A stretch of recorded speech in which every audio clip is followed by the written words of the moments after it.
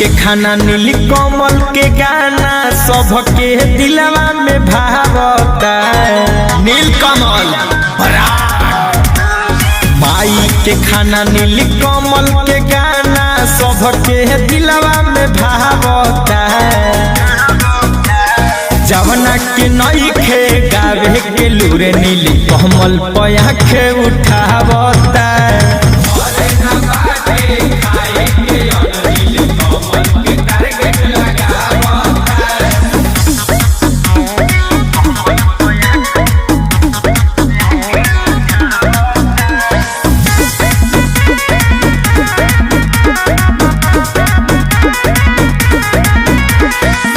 नील कमल हवन भोजे पूरी के तसान हो।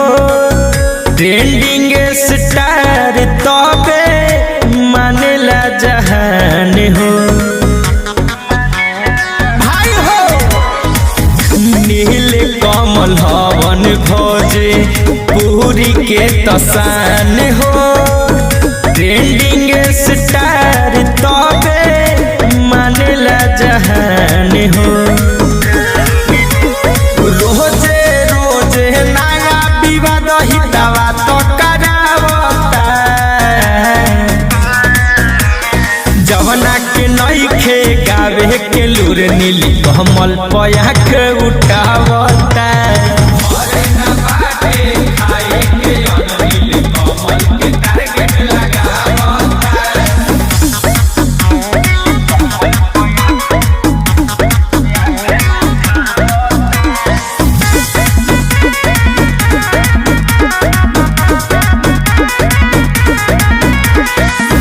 आज बनिया काले सेठे बनतावे बेटा रे।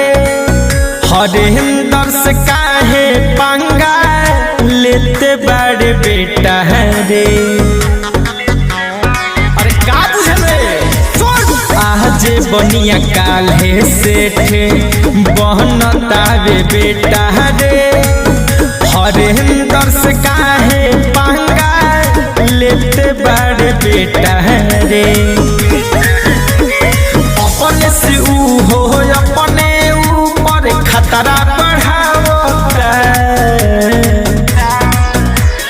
जवना के नइखे गावे के लूर नीली कमल पया के उठावता।